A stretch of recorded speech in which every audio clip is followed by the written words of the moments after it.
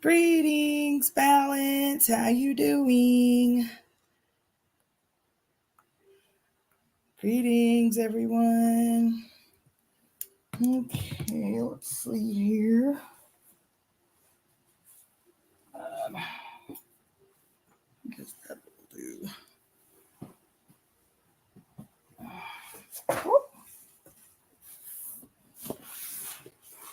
Yeah, let's lift this up a little bit. Yes. Perfect. Nice. Okay. Okay.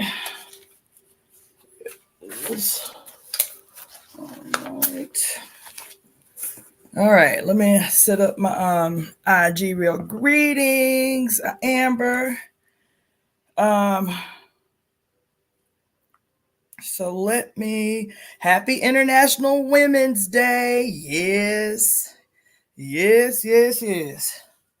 Okay. All right. Now I hit the floor running. I've been up since 4 o'clock this morning trying to catch up on things that I have been neglecting this week. All right, everybody. So my name is Cassandra Floyd, also known as the Daughter of the Fates. I am the founder of the Temple of Evolutionary Emergence. And I am back at y'all asses. I know I've been out of pocket for a little while. You understand? But sometimes you got to be out of pocket. And last week was that week. I needed a lot of recovery and a lot of integrations. Greetings, Oshalami. How you doing, my dear?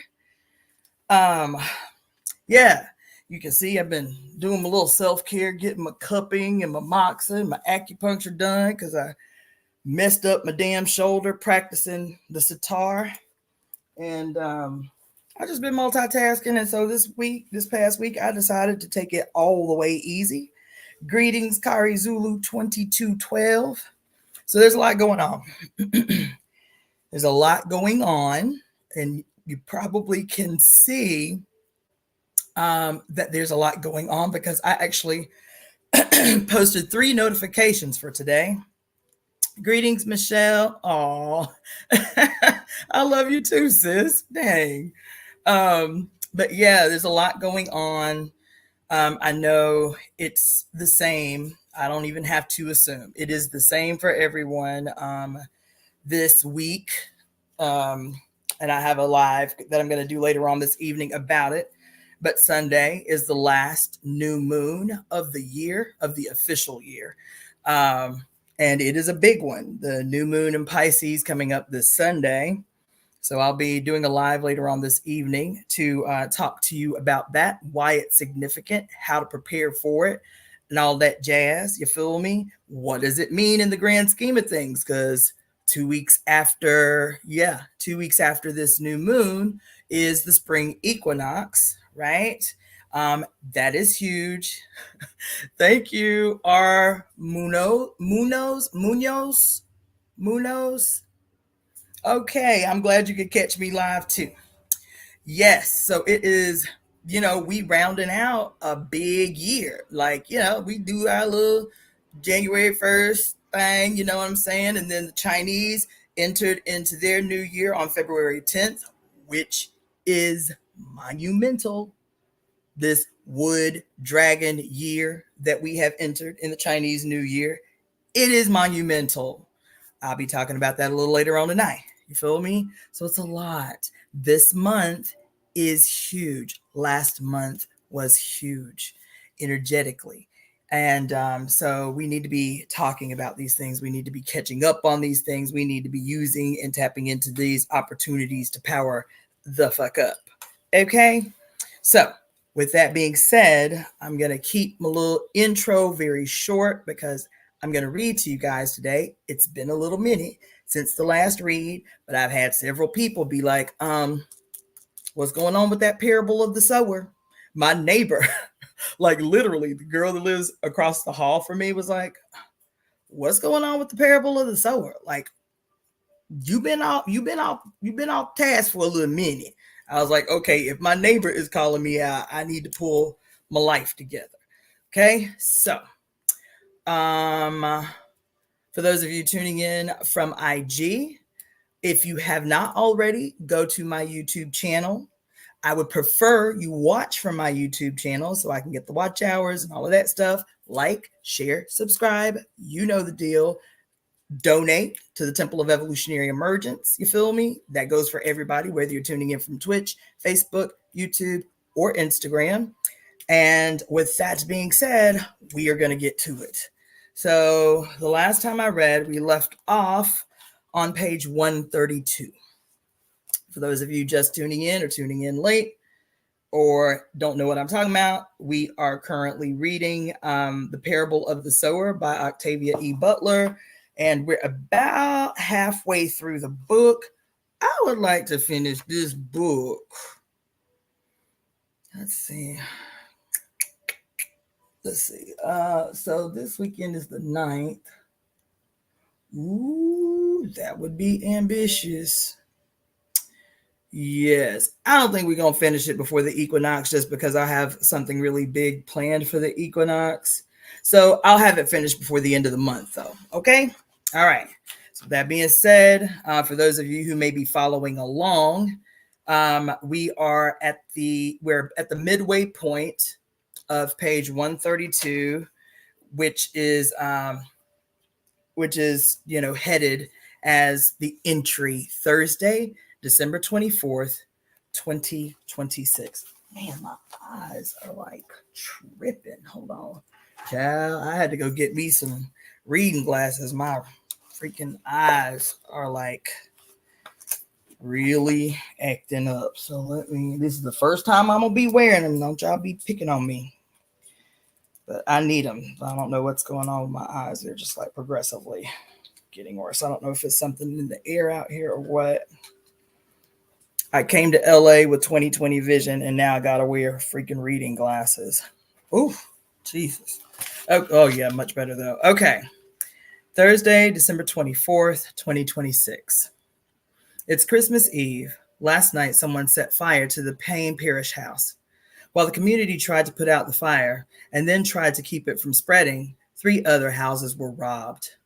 Ours was one of those 3. Thieves took all our store-bought food, wheat flour, sugar, canned goods, packed goods. Ooh, this is terrible. Oh, that's even worse. Ooh, one of these days soon, I'm going to be wearing real glasses, y'all. I hate to tell you. Let's see. Man, that's terrible. Let's see here. Maybe that will help. Not need no headaches. All right. Let me clean this off for a second. I don't even know if that's going to work. Let's see.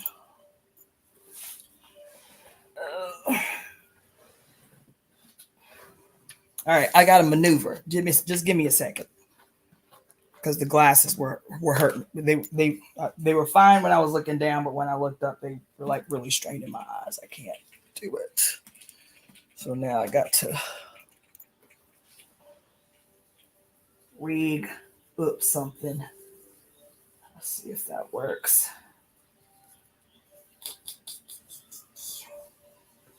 Sorry about that, you guys. Just bear with me.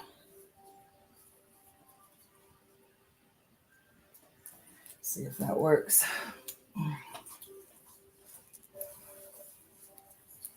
Some paper towels over here. Trying to clean up my little magnifying glass and see if I can do that better.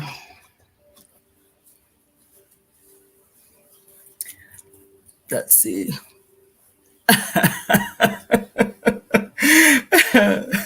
Thanks, Solitaire Wisdom. They cute, I know, but they were killing my, like they were fine to look down, but every time I looked up, it was just like, yeah, I'm gonna have to actually go get my eyes looked at.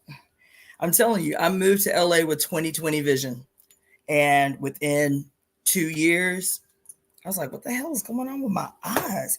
Like, my personal position is probably the pollution, but that shit is real. My hair changed when I moved out here. I lost probably about a foot of my hair. Like my hair was down past my butt. Like braiding it up when I moved here, my hair was down to my belly button and just, yeah. So I'm convinced it's the water in the air personally. But anyway, I digress. All right. Let's see if that works. Okay. Oh my. Oof. No, that's terrible too. Dang, man. What did I do with them?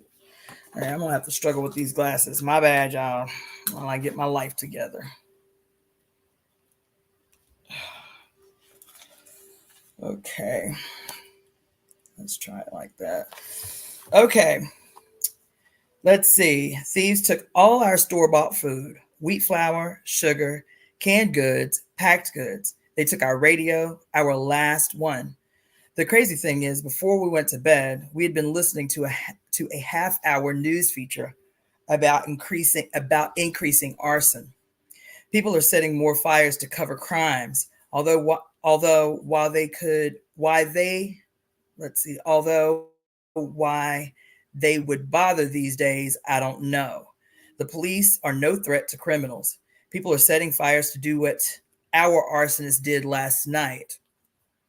To get the neighbors of the arson victim to leave their own homes unguarded. People are setting fires to get rid of whomever they dislike, from personal enemies to anyone who looks or sounds foreign or racially different. People are setting fires because they're frustrated, angry, and hopeless. They have no power to improve their lives, but they have the power to make others even more miserable than they. And the only way to prove to yourself that you have power is to use it. Then there's that fire drug with its dozen or so names: blaze, fuego, flash, sunfire. The most popular name is pyro, short for pyromania. It's all the same drug. It's been around for a while. From what Keith said, it's becoming more popular. It makes watching the leaping, changing patterns of the fire a better, more intense, longer lasting high than sex. Like Parasecto, my biological mother's drug of choice, pyro screws around with people's neurochemistry. But Parasecto began as a legitimate drug intended to help victims of Alzheimer's disease. Pyro was an accident. It was a home brew, a basement drug invented by someone who was trying to assemble one of the other high-priced street drugs. The inventor made a very small chemical mistake and wound up with pyro. That happened on the East Coast and caused an immediate increase in the number of senseless arson fires, large and small. Pyro worked its way west without making nearly as much trouble as it could have. Now its popularity is growing, and in dry as straw Southern California, it can cause a real orgy of burning. My God, Corey said when the radio report was over, and in a small whispery voice, she quoted from the book of Revelation. Babylon the Great is fallen, and is become a habitation of devils. And the devils set fire to Pain and Perish House. At about 2 a.m., I woke to the jangling of the bell. Emergency. At about 2 a.m., I awoke to the jangling of the bell. Emergency? Earthquake? Fire? Intruders? But there was no shaking, no unfamiliar noise, no smoke. Whatever was happening, it was at our house. I got up, threw clothing on, debated for a second whether to snatch my survival pack, then left it. Our house didn't seem to be in immediate danger. My pack was safe in the closet, mixed among blankets and bundles of old clothes. If I had to have it, I could come back and snatch it in seconds. I ran outside to see what was needed and saw at once the Payne Parish house was fully involved, surrounded by fire. One of the watchers on duty was still sounding the alarm. People spilled from all the other houses and must have seen, as I did, that the Payne Parish house was a total loss. Neighbors were already wetting down the houses on either side. A live oak tree, one of our huge ancient ones, was afire. There was a light wind. There was a light wind blowing, swirling bits of burning leaves and twigs into the air and scattering them about. I joined the people who were beating and wetting the grounds.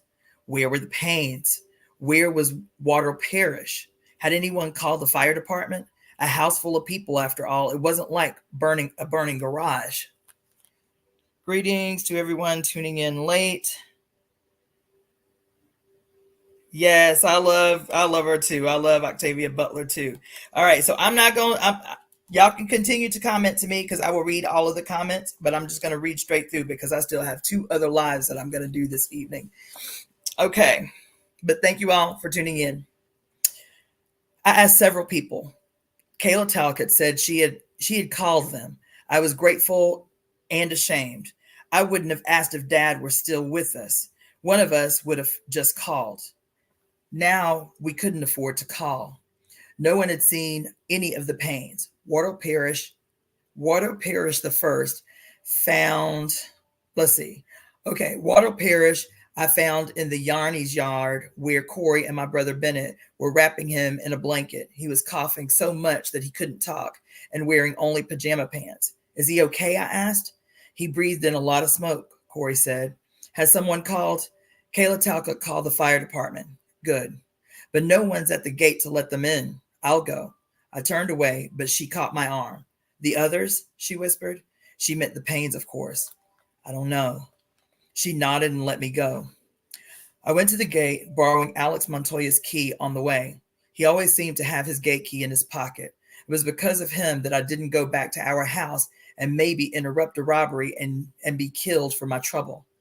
Firefighters arrived in no great hurry. I let them in, locked the gate after them, and watched as they put out the fire. No one had seen the pains. We could only assume they had never gotten out. Corey tried to take Wardle Parish to our house, but he refused to leave until he found out one way or the other about his twin sister and his nieces and nephews. When the fire was almost out, the bell began to ring again. We all looked around. Carolyn Butler, Harry's mother, was jerking and pushing at the bell and screaming, "Intruders!" she shouted. "Thieves! They've broken into the houses!"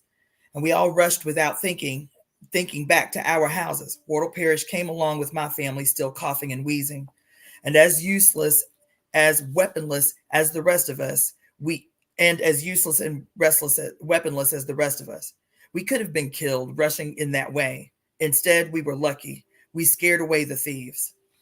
Along with our store-bought food and the radio, the thieves got some of Dad's tools and supplies, nails, wire, screws, bolts, that kind of thing. They didn't get the phone, the computer, or anything in Dad's office. In fact, they didn't go into Dad's office at all. I suppose we scared them away before they could search the whole house. They stole clothing and shoes from Corey's room, but didn't touch my room or the boys'. They got some of our money, the kitchen money, Corey calls it. She had hidden it in the kitchen in a box of detergent.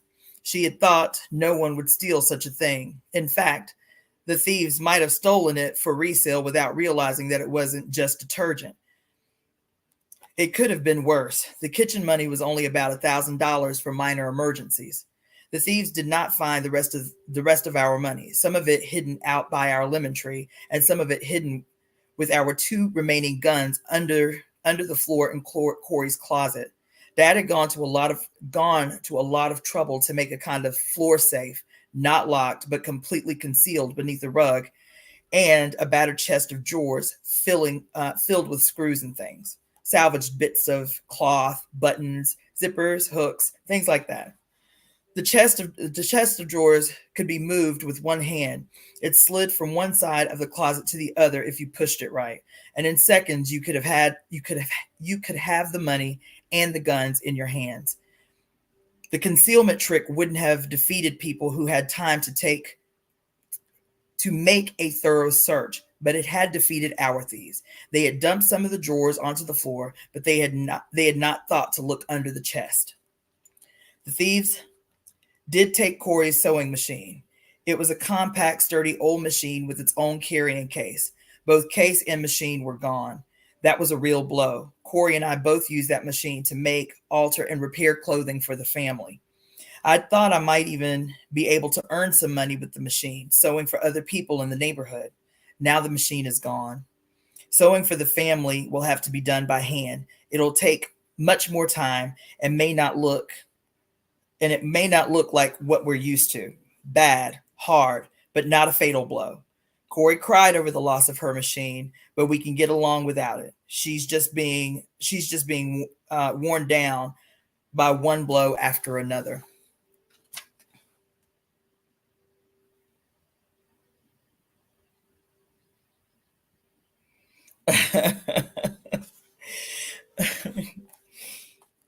All right. We'll adapt. We'll have to. God is change. Strange how much it helps me to remember that. Curtis Talcott just came to my window to tell me that the firemen have found charred bodies and bones in the ashes of the Payne Paris house. The police are here taking reports of the robberies and the obvious arson. I told Corey.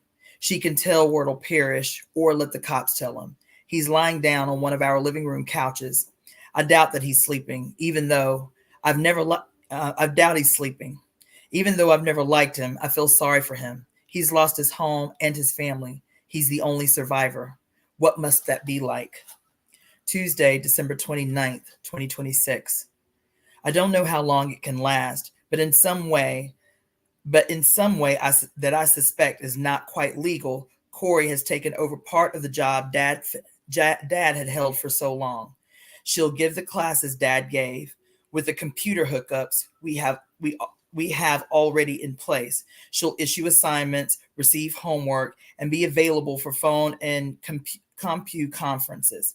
The administrative part of Dad's work will be handled by someone else who can use the extra money and who is willing to show up at the college more often than once or twice a month.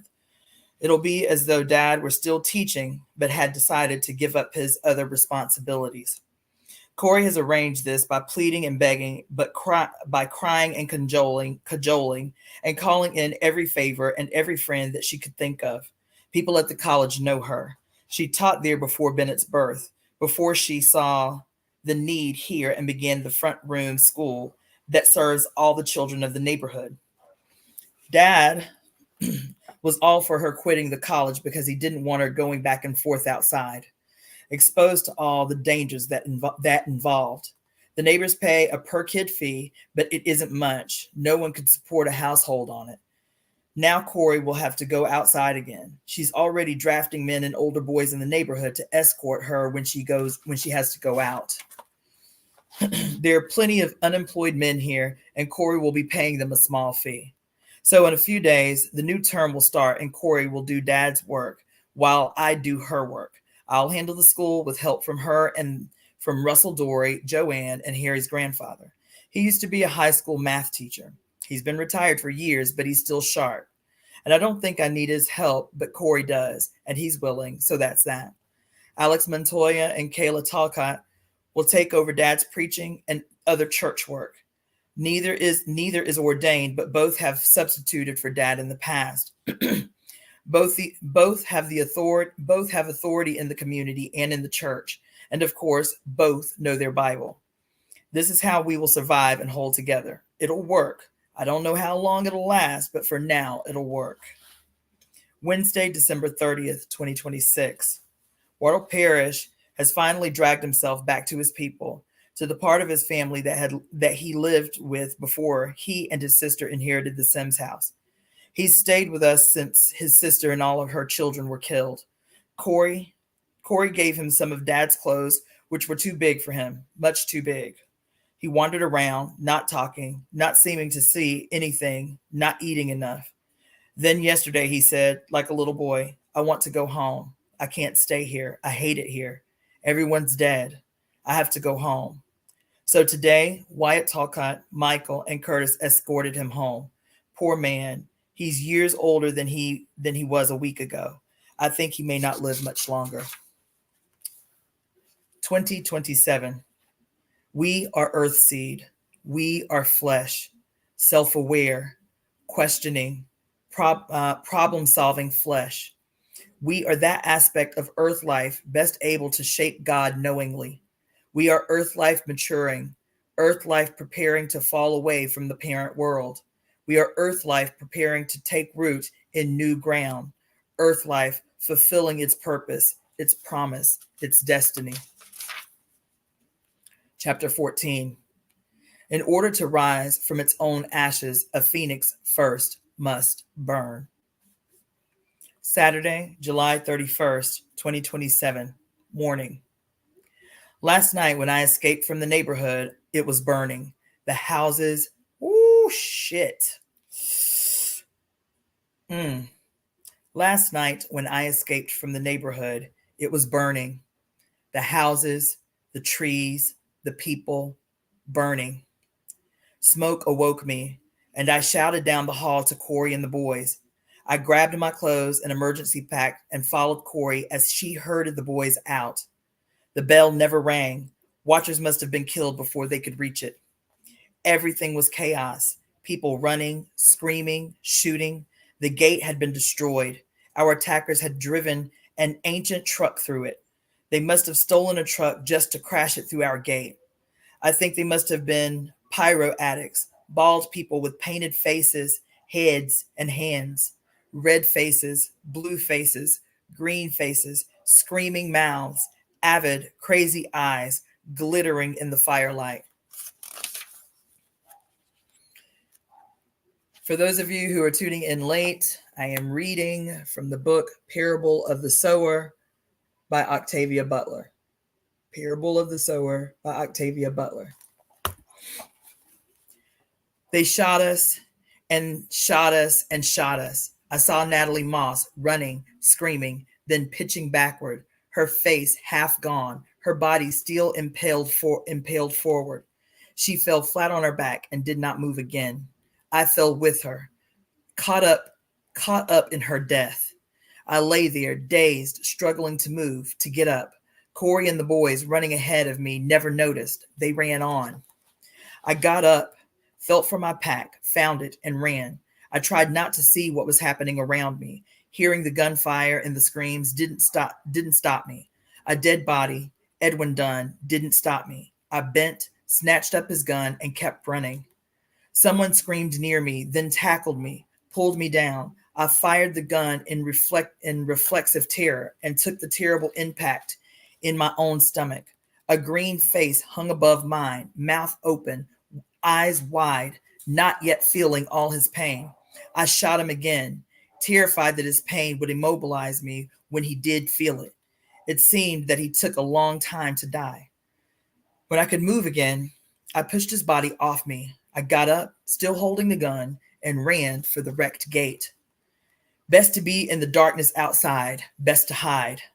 I ran up Meredith Street, away from Durant Road, away from the fires and the shooting. I had lost track of Corey and the boys. I thought they would go towards the hills and not toward the center of town. Every direction was dangerous, but there was more danger where there was more danger there. Let's see. There was more danger where there were more people. In the night, a woman and 3 kids might look like a gift basket of food, money, and sex. North toward the hills, north through the dark streets to where the nearby hills and mountains blotted out the stars. And then what? I didn't know. I couldn't think. I'd never been outside the walls when it was so dark.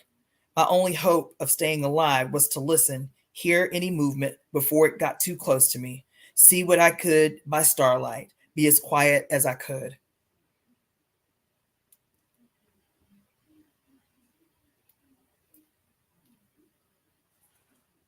Oh, I was like, what in the world is that? I'm trying to turn off my TV.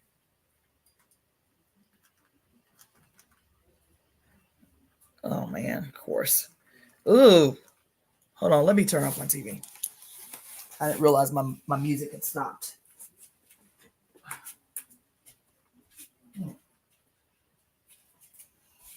Sorry about that. All right.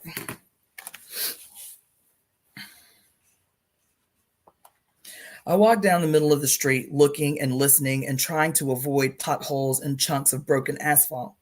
There was little other trash. Anything that would burn, people would use as fuel. Anything that could be reused or sold had been gathered. Corey used to Corey used to comment on that. Poverty, she said, had made the streets cleaner. Where was she? Where had she taken my brothers? Were they all right? Had they even gotten out of the neighborhood? I stopped. Were my brothers back there? Was Curtis? I hadn't seen him at all. Though if anyone were going to survive in this insanity, it would be the Talcotts. But we had no way of finding each other. Sound, footsteps, 2 pairs of running footsteps. I stayed where I was, frozen in place, no sudden moves to draw attention to me. Had I already been seen? Could I be seen, a figure of darkness in an otherwise empty street? The sound was behind me. I listened and knew that it was off to one side, approaching, passing. 2 people running down a street, indifferent to the noise they made, indifferent to woman-shaped shadows. I let out a breath and drew another through my mouth because I could get more air with less sound that way. I couldn't go back to the fires and the pain. If Corey and the boys were there, they were dead or worse, captive. But they had been afraid, but they had been ahead of me. They must have gotten out. Corey wouldn't let them go. Corey wouldn't let them come back to look for me. There was a bright glow in the air over what had been our neighborhood. If she had gotten the boys away, all she had to do was look back to know that she didn't want to go back.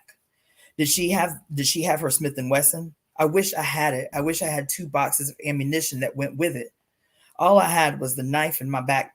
All I had was the knife in my pack and Edwin Dunn's old .45 automatic. All the ammunition I had for it was in it. If it wasn't empty, I knew the gun. It held 7 rounds. I fired it twice. How many times had Edwin Dunn fired it before someone shot him? I didn't expect to find out until the morning. I had a flashlight in my pack, but I didn't intend to use it unless I could be certain I wouldn't be making a target of myself. During the day, the sight of the bulge in my pocket would be enough to make people think twice about robbing or raping me. But during the night, the blue gun would be all but visible even in my hand. Even if it were empty, I could only use it as a club. And the moment I hit someone with it, I might as well have hit myself. If I lost consciousness for any reason during a fight, I would lose all my possessions, if not my life. Tonight, I had to hide. Tomorrow, I would have to try to bluff as much as possible. Most people wouldn't insist on my shooting them just to test whether or not the gun was loaded. For the street poor, unable to afford medical care, even a minor wound might be fatal. I am one of the street poor now. Not as poor as some, but homeless, alone, full of books and ignorant reality. Unless I meet someone from the neighborhood, there's no one I can afford to trust. Not one to back me up. 3 miles to the hills. I kept to the starlit back streets, listening and looking around. The gun was in my hand. I meant to keep it there. I could hear dogs barking and snarling, fighting someone not far away. I was in a cold sweat. I had never been more terrified in my life, yet nothing attacked me. Nothing found me. I didn't go all the way to the hills. Instead, I found a burned out, unwalled house a few blocks before the end of Meredith Street. Fear of dogs had made me keep an eye open for anything that might provide shelter. The house was a ruin, a plundered ruin. It wasn't safe to walk into with or without a light. It was a roofless collection of upright black bones, but it had been built up off the ground. 5 concrete steps led up to what had been the front porch. There should be a way under the house. What if other people were under it? I walked around, listening, trying to see. Then, instead of daring to crawl under, I settled in what was left of the attached garage. A corner of it was still standing, and there was enough rubble in front of that corner to conceal me if I didn't show a light. Also, if I were surprised, I could get out of the garage faster than I could crawl out from under the house. The concrete floor could not collapse under me as the wooden floor might might in what was left of the house proper. It was as good as I was going to get, and I was exhausted. I didn't know whether I could sleep, but I had to rest. Morning now. What shall I do? I did sleep a little, but I kept startling awake. Every sound woke me. The wind, the rats, insects, then squirrels and birds. I don't feel rested, but I'm a little less exhausted. So, what shall I do? How is it that we had never established an outside meeting place, somewhere where the family could reunite after disaster? I remember suggesting to Dad that we do that, but he had never done anything about it, and I hadn't pushed the idea as I should have. Poor God-shaping lack of forethought. What now? Now, I have to go home. I don't want to. The idea scares me to death. It's taken me a long time just to write the word, home. But I have to know about my brothers and about Corey and Curtis. I don't know how I can help. I don't know how I can help if they're hurt or being held by someone. I don't know what might be awaiting for me back at the neighborhood. More painted faces, the police. I'm in trouble either way. If the police are there, I'll have to hide my gun before I can go in. My gun and my small amount of money. Carrying a gun can win you a lot of unwanted attention from the police if you catch them in the wrong mood. Yet everyone who has one carries it. The trick, of course, is to not get caught carrying it. On the other hand, if the painted faces are still there, I can't go in at all. How long do those people stay high on pyro and fire? Do they hang around after their fun to steal whatever's left and maybe kill a few more people? No matter. I have to go and see. I have to go home. Saturday, July 31st, 2027, evening. I have to write. I don't know what else to do. The others are asleep now, but it isn't dark. I'm on watch because I couldn't sleep if I tried. I am jittery and crazed. I can't cry. I want to get up and just run away from everything, but there isn't any way. I have to write. There's nothing familiar left to me but the writing. God is change. I hate God. I have to write.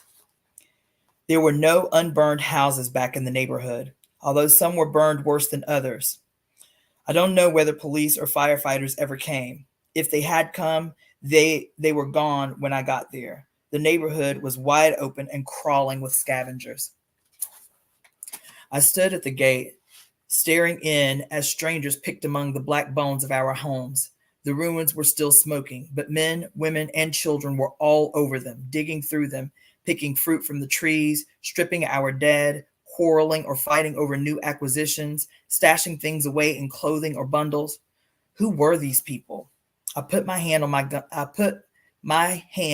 the gun in my pocket. It had 4 rounds left in it, and I went in. It was grimy from laying in the dirt. I was grimy from laying in the dirt and ashes all night. I might not be noticed. I saw 3 women from an unwalled part of Durant Road digging through what was left of the Yanni's house. They were laughing and throwing around chunks of wood and plaster. Where were Shawnee Giannis and her daughters? Where were her sisters? I walked through the neighborhood, looking past the human maggots, trying to find some of the people I had grown up with. I found dead ones.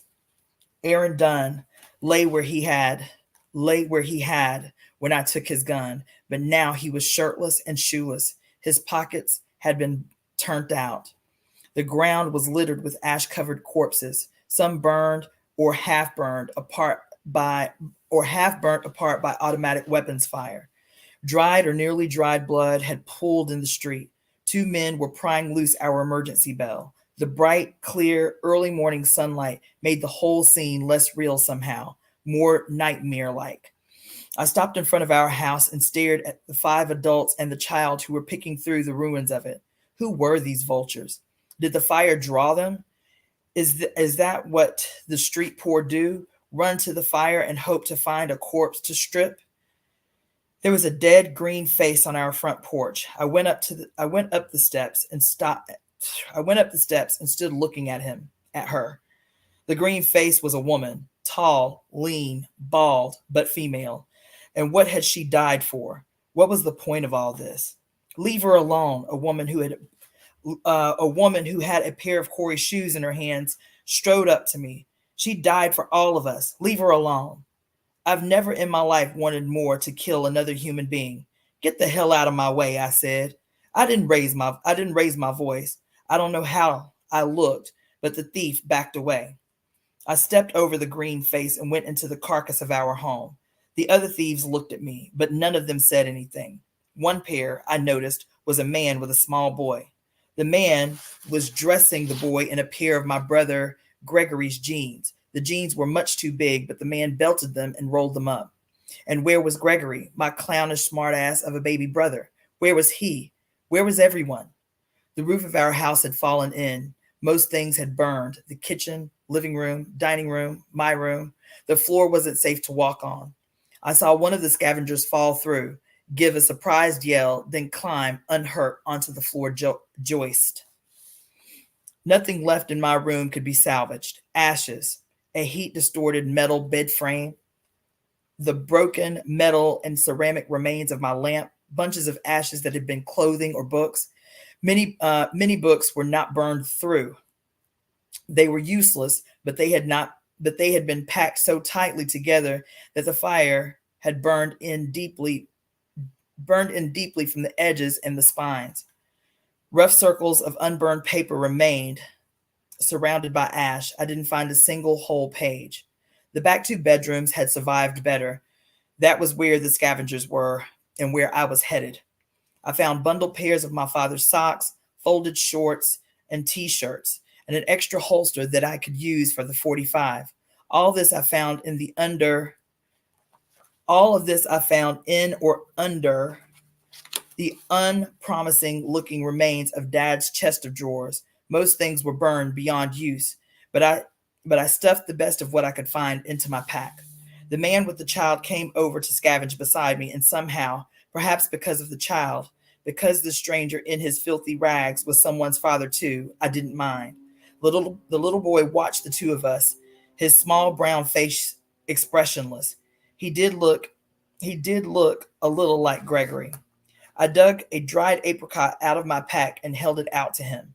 He couldn't have been more than 6, but he wouldn't touch the food until the man told him to. Good discipline.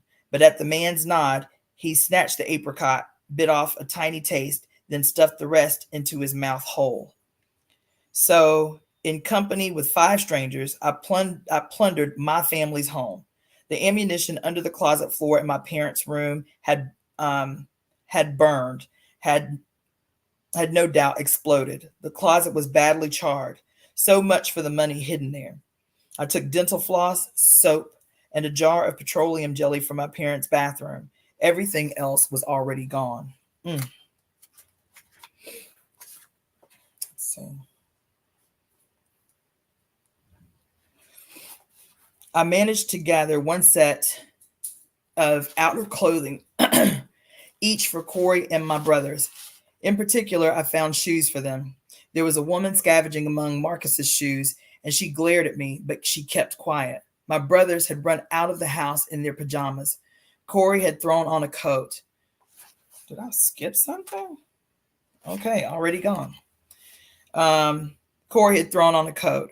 I had been the last to get out of the house because I'd risked stopping to grab the jeans, a sweatshirt, some shoes, as well as my emergency pack. I could have been killed. If I had thought about what I was doing, if I had to think, no doubt I would have been killed. I reacted the way I had trained myself to react, though my training was far from up to date. More memory than anything else. I hadn't practiced late at night for ages, yet my self-administered training had worked. Now, if I could get these clothes to Corey and my brothers, I might be able to make up for their lack of training, especially if I could get the money under the rocks by the lemon tree. I put clothes and shoes into a salvaged pillowcase, looked around for blankets, and couldn't find a one. They must have been grabbed early. All the more reason to get the lemon tree money. I went out to the peach tree, and being tall, managed to reach a couple of nearly ripe peaches that other scavengers had missed. Then I looked around as though for something more to take and surprised myself by almost crying at the sight of Corey's big, well tended back garden trampled into the ground. Peppers, tomatoes, squashes, carrots, cucumbers, lettuce, melons, sunflowers, beans, corn. Most of it wasn't ripe yet, but what hadn't been stolen had been destroyed. I scavenged a few carrots, a couple of handfuls of sunflower seeds from the flower heads that lay on the ground, and a few bean pods from vines Corey had planted to run up the sunflower stalks and corn plants.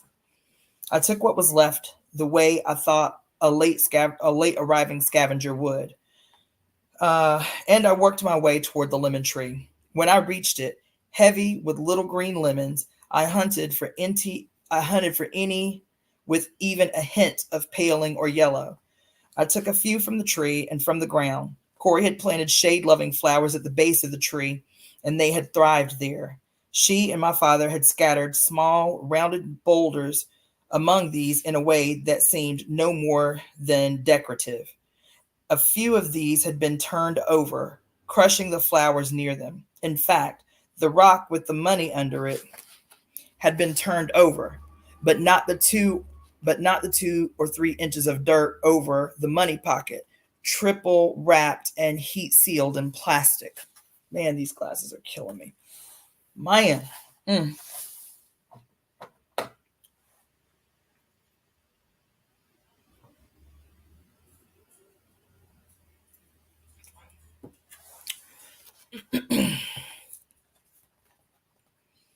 Let's see. I snatched the packet in no more time than it had taken to pick up a couple of lemons and a moment before. First, I spotted the First I spotted the hiding place. Then I snatched up the money packet along with a handful of dirt. Then, eager to leave but terrified of drawing attention to myself, I picked up a few more lemons and hunted around for more food. The figs were hard and green instead of purple. The persimmons were yellow-green instead of orange.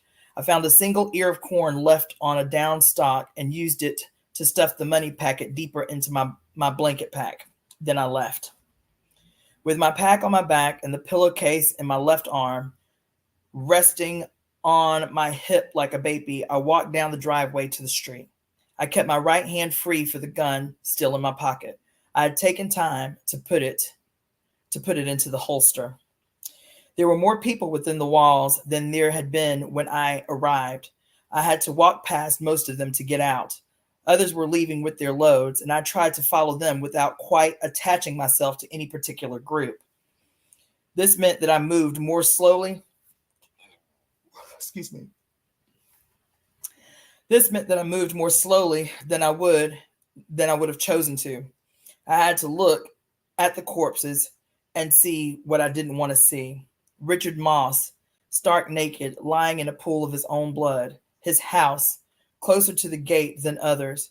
He had been burned to the ground. Let's see, his house closer to the gate than the others had been burned to the ground. Only his chimney stuck up, blackened and naked from the rubble. Where were his surviving wives, Karen and Zahara? Or had they survived? Where were all his many children? Little Robin Balter, naked, filthy, bloody between her legs, cold, bony, barely pubescent. Yet she might have married my brother Marcus someday. She might have been my sister. She and always been such. I guess I'm reading that wrong. Let's see. She and always been such a bright, sharp, great little kid, all serious and knowing. 12 going on 35, Corey used to say. She always smiled when she said it. Russell Dory, Robin's grandfather, only his shoes had been taken. His body had been almost torn apart by automatic weapons fire. Mm, mm,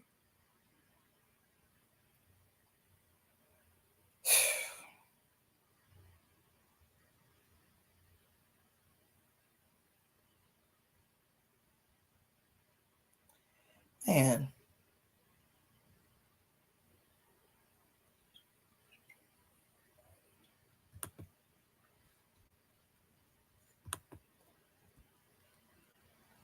This is crazy.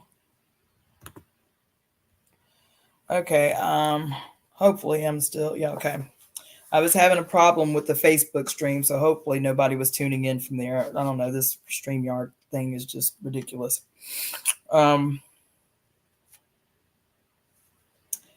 Russell Dory, let's see. Only his shoes had been taken. His body had been almost torn apart by automatic weapons fire. An old man and a child. What had the painted faces gotten for all their killing? She died for us, the scavenger woman had said the scavenger woman had said of the green face. Some kind of insane burn the rich movement, Keith had said. We've never been rich, but to the desperate we looked rich. We were surviving, and we had our wall. Did our community die so that addicts can make a help the poor political statement? There were other corpses. I didn't get a close look at most of them. They littered the front yards, the street, the island. There was no sign of our emergency bell now. The men who had wanted it had carried it away, perhaps to be sold for its metal. I saw Layla Yanis, Shawnee's oldest daughter. Like Robin, she had been raped. I saw Michael Talcott, one side of his head smashed in. I didn't look around for Curtis. I was terrified that I might see him lying nearby. I was almost out of control as it was. I couldn't draw attention to myself. I couldn't be anything more than another scavenger hauling away treasure. Bodies passed under my eyes. Jeremy Balter, one of Robin's brothers, Philip Moss, George Sue, his wife, and his oldest son, Juana Montoya, Robin Quintanilla, Lydia Cruz. Lydia was only 8 years old. She had been raped too. I made it back through the gate. I didn't break down. I hadn't seen Corey or my brothers in the carnage. That didn't mean they weren't there.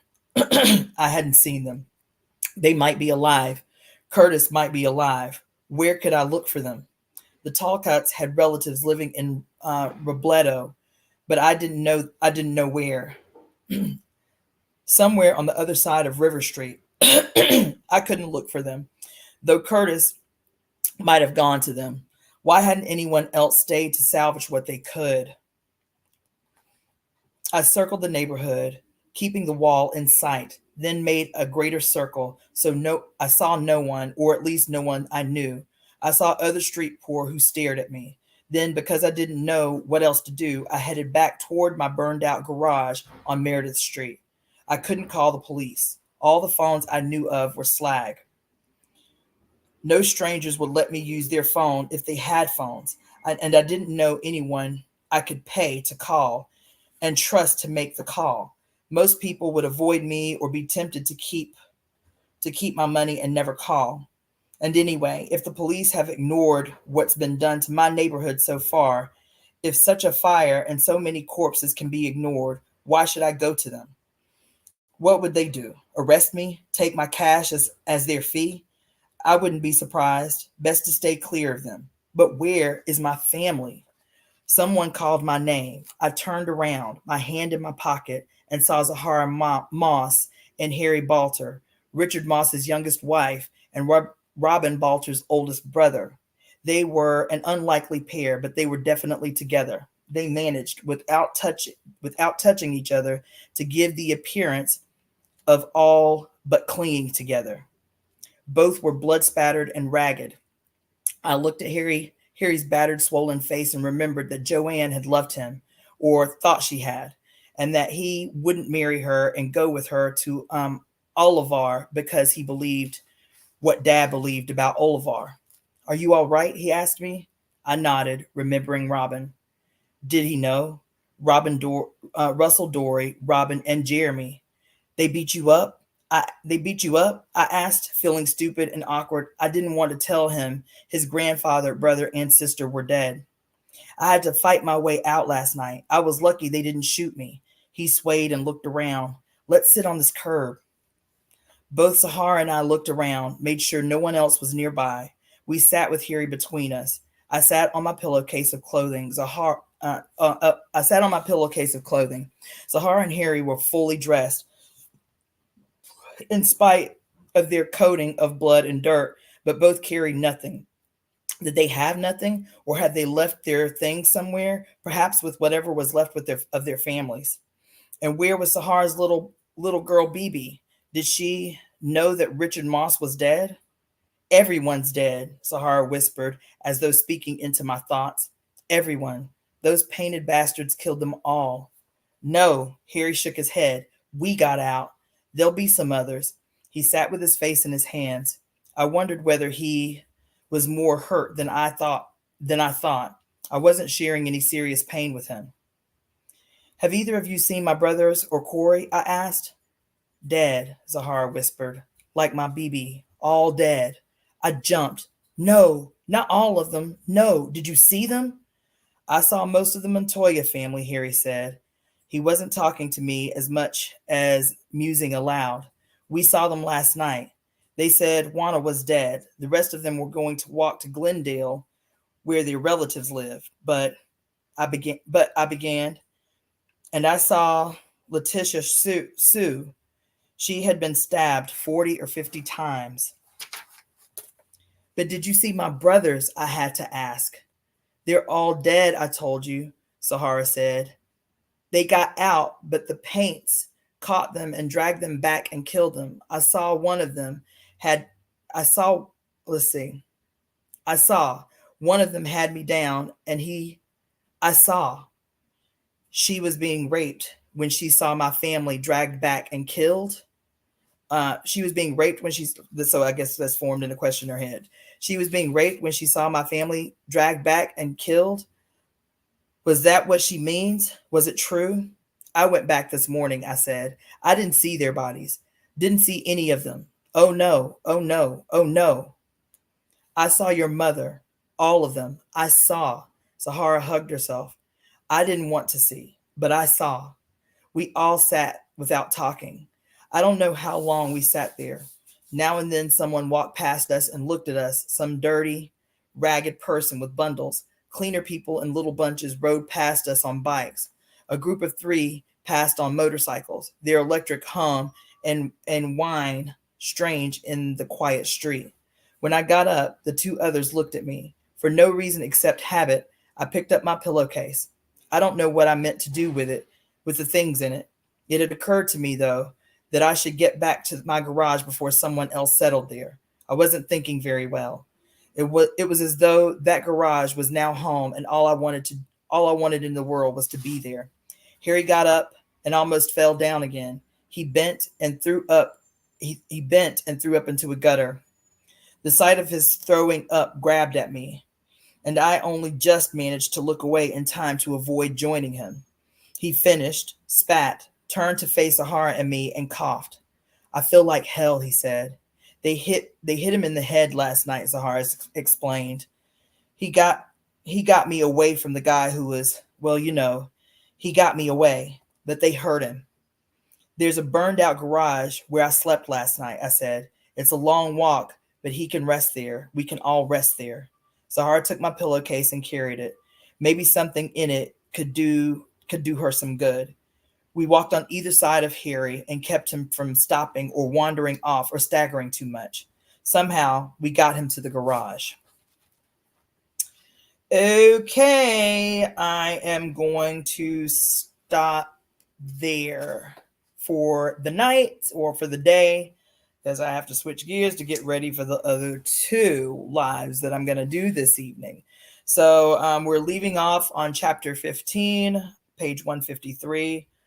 I have a lot to do tomorrow. I actually am hosting an event. So for anybody that is tuning in locally from here in Los Angeles, I'm actually hosting an event tomorrow in honor of Harriet Tubman.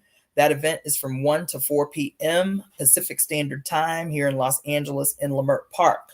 The address is 3423 West 43rd Place. That's right on the very entry of Leimert Park. It's the Black Lives Matter headquarters.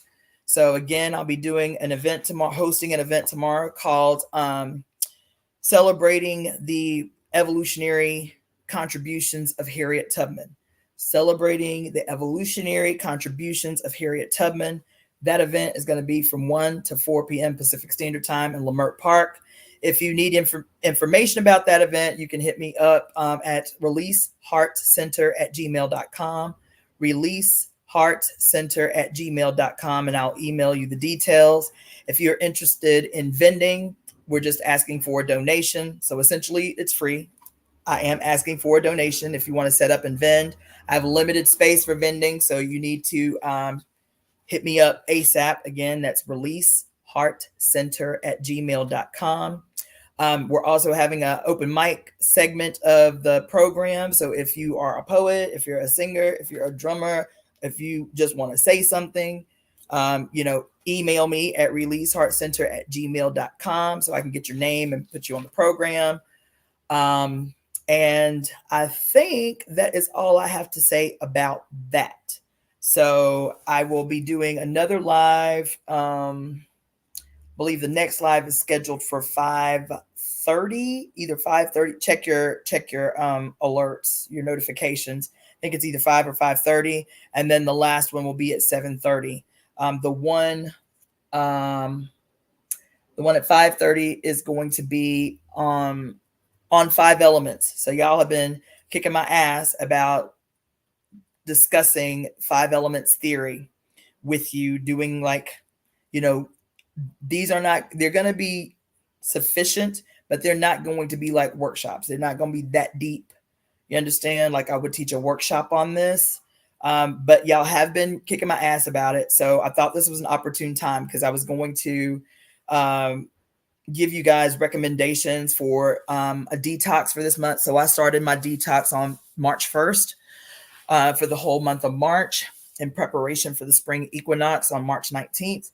And since March 19th is our official entry into the spring season, I thought it would be an opportune time to start talking with you about 5 elements theory because spring is the season of the wood element. So I will be talking to you about the wood element of 5 elements theory, what that means, what organs that represents, what diseases and issues are associated with that element, all the things you need to know about the wood element in 5 elements theory. So I'm going to be doing that 5:30. I don't remember.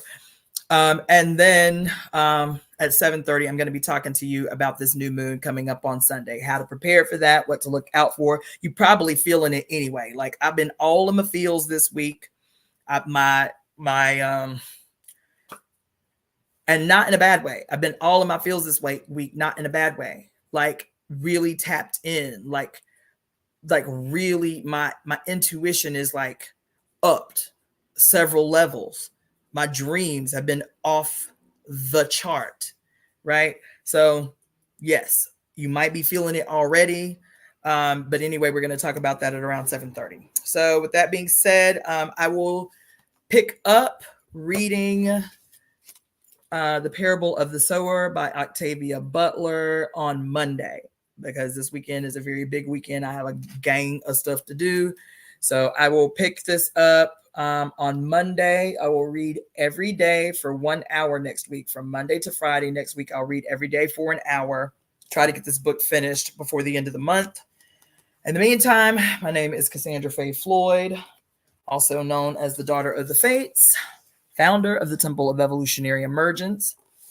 And I will see you in a couple of hours. See you later.